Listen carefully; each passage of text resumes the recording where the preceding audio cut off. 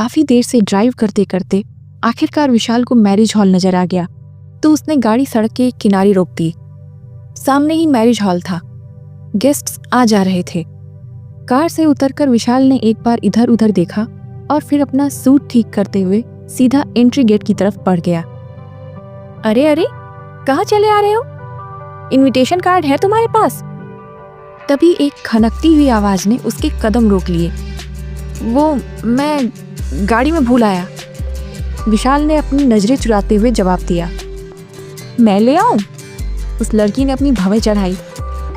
अरे नहीं नहीं, आप क्यों तकलीफ करती हैं, मैं खुद ले आऊंगा, विशाल ने हड़बड़ाते हुए जवाब दिया। आप जरूर लड़के वालों की तरफ से होंगे, राइट? हाँ, और आप शायद लड़की वालों की तरफ से हैं? विशाल ने भी पलटकर सवाल किया। ऑफ कोर्स, पूरे एटीट्यूड के साथ जवाब दिया था उसने।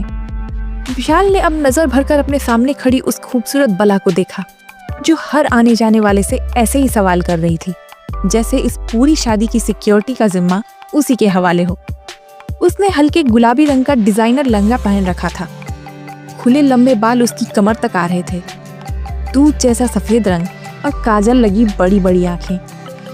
ओ हेलो, कहाँ खो गए?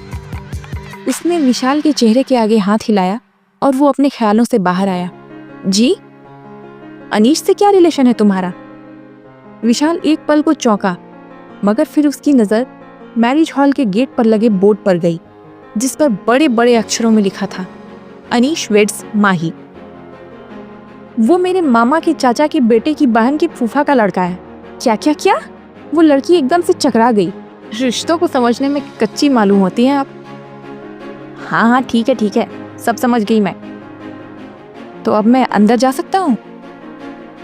विशाल ने उससे सवाल किया। वो बिना कोई जवाब दिए उसके सामने से हट गई। अंदर जाते ही विशाल ने राहत भरी सांस ली। थैंक गॉड, बच गया, वरना इसने तो आज पकड़ ही लिया था। सच तो ये था कि उसके पास कोई इनविटेशन कार्ड था ही नहीं, और ना ही वो यहाँ किसी को जानता था। सीधे शब्दों में कहें तो वो इस शादी में बिन बुलाया मेहमान था। अंदर एक बड़े से स्टेज पर दूल्हा और दुल्हन बैठे थे। सारे गेस्ट्स उन्हें बारी बारी शुभकामनाएं देने और फिर खाने पीने में लगे थे। विशाल ने खाने की एक प्लेट उठा ली और सबकी नज़रों से बचकर एक किनारे खाली टेबल पर बैठ गया। तभी उसकी नज़र दूसरी तरफ से आती उसी लड़की पर पड़ी। उसे अपनी तरफ आता देखकर खाना उसके हलक में जाते जाते अटक गया। यार, ये तो पीछे ही पड़ गई है। अब पता नहीं और क्या क्या पूछेगी, कहीं से मुझ पर शक तो नहीं हो गया। उसे इग्नोर करने के लिए विशाल ने अपना चेहरा दूसरी तरफ घुमा लिया, मगर जब वो दोबारा पलटा तो उसे अपने पास वाली चेयर पर बैठे देखकर उसकी सांसें अटक गई। वो उसे देखकर मुस्कुराई तो मजबूरी में विशाल को भी मुस्कुराना पड़ा। वहीं एक और मोटा सा लड़का बैठा था। इतनी खूबसूरत लड़की को अपनी बगल में बैठा देखकर उससे रहा नहीं गया। जी, आपका नाम जान सकता हूँ? मगर इस सवाल का कोई जवाब ना पाकर उसने फिर अपना सवाल बदल दिया। आपने शायद मुझे पहचाना नहीं, मैं दुल्हन का भाई हूँ। आप जरूर लड़के वालों की तरफ से होंगी। खाना खाते हुए उस लड़की के हाथ रुक गए। हाँ हाँ, मैं लड़के वालों की तरफ से ही तो हूँ, उसने इस बार पूरे एटीट्यूड के साथ जवाब दिया। विशाल ने अब चौंक कर उसकी तरफ देखा। अभी तो बाहर उसने विशाल के सामने खुद को दुल्हन का रिलेटिव बताया था। अच्छा, अनीश से क्या रिलेशन है आपका? अनीश? एक्चुअली वो मेरे मामा के चाचा के बेटे की बहन के फूफा का लड़का है। जी, मैं कुछ समझा नहीं। उस मोटे लड़के ने अब उलझन से लड़की की तरफ देखा। रिलेशन समझने में बड़े कच्चे मालूम होते हैं आप। लड़की मुस्कुराई और वो बेचारा शर्मा गया। नहीं नहीं, मैं समझ गया। अब विशाल की हंसी ही नहीं रुक रही थी। कुछ देर बाद जब उसने उस लड़की को मैरिज हॉल से बाहर निकलते देखा तो वो भी उसके पीछे हो गया। एक्सक्यूज मी, उस लड़की ने पीछे मुड़कर देखा। क्या है, तुम मेरा पीछा कर रहे हो? जी नहीं, मैं तो बस आपसे ये पूछना चाह रहा था कि आप भी यहाँ मेरी तरह बिना इनविटेशन के आई थी, राइट? वो कुछ पलों तक उसे देखती रही और फिर अचानक ही हंसने लग गई। कुछ पूछ सकता हूँ आपसे? यही ना कि मुझे बिन बुलाए मेहमान बनने की क्या जरूरत पड़ गई? I guess just for fun. Vishal मुस्कुराया। नहीं, ये बहुत लंबी कहानी है, तो शॉर्ट में सुना दो, मेरे पास बहुत वक्त है। विशाल हंसा। मैं बचपन से ही अनाथ आश्रम में पली बढ़ी हूँ। वहाँ सबके खाने का वक्त और प्लेट फिक्स होती थी। कम ही वक्त ऐसा होता था जब हमें कुछ भी अच्छा खाना खाने को मिलता था। अनाथ आश्रम के अपने कुछ रूल्स होते हैं। 18 साल का होने के बाद हमें अनाथ आश्रम का अपना कमरा खाली करना पड़ता है, ताकि हमारे बाद आने वाले बच्चों को रहने के लिए जगह मिल सके। लेकिन इतने सालों तक वहाँ रहने के बाद उस अनाथ आश्रम से मेरा एक गहरा नाता जुड़ गया था। आखिर वही तो मेरा परिवार है। वहाँ से निकलने के बाद मैंने जॉब करनी शुरू कर दी। मैं अपनी आधी सैलरी वहाँ दे देती हूँ, ताकि वहाँ रहने वाले बच्चों को कम से कम एक वक्त ही सही मगर कुछ अच्छा खाना मिल सके। इसलिए अक्सर मैं खाने के पैसे बचाने के लिए शादियों में फ्री का खाना खाने चली जाती हूँ। इससे कम से कम एक दिन का खर्चा तो बच ही जाता है। विशाल ये सुनकर हैरान रह गया। तुम्हें डर नहीं लगता? अगर किसी ने पकड़ लिया तो? डर उनको लगता है जो पिछले दरवाजे से किसी के घर में घुसते हैं। मैं तो सामने के दरवाजे से अंदर जाती हूँ, वो भी सबके सामने। वो हंसी। फिर उसने विशाल की तरफ गौर से देखा। और तुम तो काफी अच्छे घर से लगते हो, फिर तुम्हें मेरी तरह शादियों में बिन बुलाए बाराती बनकर जाने की क्या जरूरत पड़ गई? तुमने पहले ही इतना कुछ कह दिया। अब मैं अपनी दुख भरी कहानी सुनाकर तुम्हें बोर नहीं करना चाहता, पर कभी वक्त मिला तो जरूर बताऊंगा। इतना कहकर वो जाने के लिए उठ खड़ा हुआ। वैसे अगर तुम्हें कोई एतराज ना हो तो हम ये काम साथ साथ भी तो कर सकते हैं। मतलब? उस लड़की ने उलझन से विशाल की तरफ देखा। मतलब अगर हम साथ में शादियों में जाएंगे तो लोग हमें कपल्स समझकर हमारी अच्छी खातिरदारी करेंगे। अकेले जाने पर पिटने के चांसेस ज्यादा होते हैं। सोच लो, बनोगी मेरी शादियों वाली पार्टनर। उस लड़की ने कुछ पल सोचा और फिर अपना हाथ आगे बढ़ा दिया। Okay, I am ready. Vishal के होठों पर मुस्कुराहट आ गई। वैसे तुमने अपना नाम नहीं बताया। मेरा नाम निधि है, और तुम्हारा? मेरा नाम विशाल है, विशाल ने जवाब दिया। बस इस दिन से दोनों एक साथ ही शादियों में जाने लगे। आसपास के एरिया में जहाँ कहीं भी कोई शादी होती, वो दोनों एक साथ वहां जाकर साथ में खाना खाते और फिर अपने अपने रास्ते निकल जाते। निधि भी अब उसके साथ खुद को सेफ फील करने लगी थी। इस तरह कपल्स होने का नाटक कर एक दूसरे के साथ वक्त बिताते हुए उन दोनों को ही पता नहीं चला कि वो कब एक दूसरे को सचमुच पसंद करने लग गए थे। हर गुजरते वक्त के साथ उनका रिश्ता और भी गहरा होता चला गया।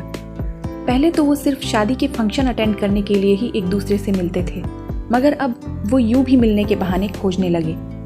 देर रात तक फोन पर बातें करना, हर वीकेंड्स पर एक दूसरे के साथ टाइम स्पेंड करना अब उन्हें अच्छा लगने लगा था। और आखिरकार एक दिन दोनों ने कोर्ट मैरिज करने का फैसला कर ही लिया। विशाल ने निधि को एक बेहद खूबसूरत सी गुलाबी साड़ी तोहफे के रूप में दी और कहा कि वो अपनी शादी वाले दिन यही साड़ी पहने। अगले दिन जब निधि वो साड़ी पहनकर आई तो विशाल उस पर से अपनी नजरें हटाना भी भूल गया। आज वो बिल्कुल वैसी ही लग रही थी जब विशाल ने उसे पहली बार देखा था, किसी अनजानी शादी में, और पहली बार में ही वो उस पर अपना दिल हार गया था। दोनों साथ में मैरिज रजिस्ट्रार ऑफिस पहुंचे और अपना मैरिज रजिस्ट्रेशन करवा लिया। अब आगे क्या करने का इरादा है? वहां से बाहर आने के बाद निधि ने विशाल से पूछा, तुम बताओ। विशाल शरारत से मुस्कुराया। यार, शादी की है हमने, कम से कम इस खुशी में पार्टी तो होनी चाहिए ना। निधि ने अब एक्साइटेड होकर उसका हाथ पकड़ते हुए कहा, एज यू विश, तुम कहो तो पूरा होटल बुक करवा दूं तुम्हारे लिए। विशाल ने प्यार से उसकी आंखों में देखते हुए पूछा। मजाक मत करो ना, इतने पैसे कहाँ हैं हमारे पास। यहाँ पास में अगर कोई शादी का फंक्शन है तो वहीं चलकर पार्टी कर लेते हैं, जैसे हमेशा करते आए हैं। निधि ने बुझी हुई सी आवाज में जवाब दिया। दोनों एक दूसरे का हाथ पकड़े सड़क के किनारे टहलते हुए एक मैरिज हॉल के सामने जाकर रुक गए। उस मैरिज हॉल की सजावट बहुत ही खूबसूरत थी। बाहर खड़ी बड़ी बड़ी गाड़ियों को देखकर अंदाजा लगाना मुश्किल नहीं था कि ये कोई हाई प्रोफाइल वेडिंग सेरेमनी थी। Let's go. विशाल ने निधि का हाथ थामा और उसे लेकर मैरिज हॉल के अंदर आ गया। अंदर एक से बढ़कर एक कीमती कपड़े पहने गेस्ट नजर आ रहे थे। जगह जगह सिक्योरिटी गार्ड्स को खड़े देखकर निधि को घबराहट होने लगी। विशाल, चलो यहाँ से, मुझे ये जगह कुछ ठीक नहीं लग रही। क्यों? इतनी अच्छी जगह तो है, हमारी शादी को सेलिब्रेट करने के लिए इससे अच्छी जगह तो हो ही नहीं सकती। विशाल उसका हाथ थामे हॉल के अंदर की तरफ बढ़ता जा रहा था। विशाल, यहाँ की सिक्योरिटी बहुत टाइट है। अगर हम पकड़े गए तो फिर हमारा सेलिब्रेशन यहाँ नहीं जेल में होगा। प्लीज चलो यहाँ से। निधि ने उसका हाथ पकड़कर खींचते हुए कहा। डोंट वरी, जेलर साहब खुद यहाँ पर हैं। अगर हम पकड़े भी गए तो भी यहीं पर सेलिब्रेट करेंगे। वो हमें जेल लेकर जाने की तकलीफ नहीं करेंगे। विशाल ने हंसते हुए जवाब दिया। क्या मतलब? निधि ने अब उलझन से उसकी तरफ देखा। कमाल है यार, तुमने अब तक वो बोर्ड नहीं देखा? विशाल को अब हंसी आ गई। निधि ने अब चौंकते हुए स्टेज की तरफ नजर डाली, जहां बड़े बड़े अक्षरों में विशाल वेड्स निधि लिखा नजर आ रहा था। ये हमारी वेडिंग सेरेमनी है? निधि ने अब हैरान होते हुए उसकी तरफ देखा और जवाब में विशाल ने मुस्कुराते हुए अपना सिर हिला दिया। मगर ये सब तो बहुत ज्यादा महंगा है। इतनी बड़ी पार्टी देने के लिए तुम्हारे पास पैसे कहाँ से आए? निधि ने आश्चर्य से विशाल की तरफ देखा। निधि, मैंने तुमसे ऐसा कब कहा कि मेरे पास पैसे नहीं है? विशाल को अब हंसी आ गई। Let me introduce you myself. I am Vishal Vajpayee, assistant commissioner of police. Nidhi की हालत अब उस खरगोश के जैसी हो गई थी जो जानते बूझते खुद शेर के मुंह में जाकर कूद जाता है। मतलब इतने दिनों से वो एक पुलिस वाले के सामने चोरियां कर रही थी। आखिर बिन बुलाए किसी की शादी में जाकर मुफ्त का खाना खाना भी तो चोरी करने के जैसा ही है। क्या हुआ, अब कुछ बोलोगी भी नहीं? उसके चेहरे का उड़ा हुआ रंग देखकर विशाल ने हंसते हुए पूछा। तुम पुलिस वाले हो? फिर तुमने मुझे पहले दिन ही रोका क्यों नहीं? मेरे साथ शादियों में बिन बुलाए मेहमान बनकर फ्री का खाना क्यों खाते रहे? निधि ने अब मरी हुई सी आवाज में पूछा। अब कुछ सही सवाल किया है तुमने। दरअसल मेरी माँ को मेरी शादी की बहुत फिक्र होती रहती थी और वो दुनिया भर के पंडितों और ज्योतिषियों से इस बारे में सलाह मांगती रहती थी। किसी ने उनसे कहा कि अगर मैं 1 महीने के अंदर कम से कम 11 शादियां अटेंड करूं तो पक्का मेरी भी शादी हो जाएगी। अब माँ की बात मैं कैसे टाल सकता था? मगर प्रॉब्लम ये थी कि 1 महीने में इतनी सारी शादियों के इन्विटेशन ही नहीं मिल रहे थे। इसलिए मैं किसी भी शादी में बिन बुलाए मेहमान बनकर चला जाता था।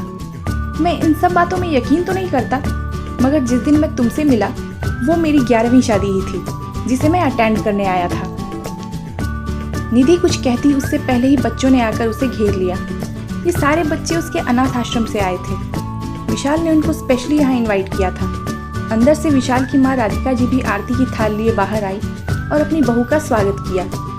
दोनों ने आज साथ में शादी का खाना एंजॉय किया, वो भी बिना किसी डर के, क्योंकि आज की शादी के सबसे जरूरी मेहमान वही तो थे।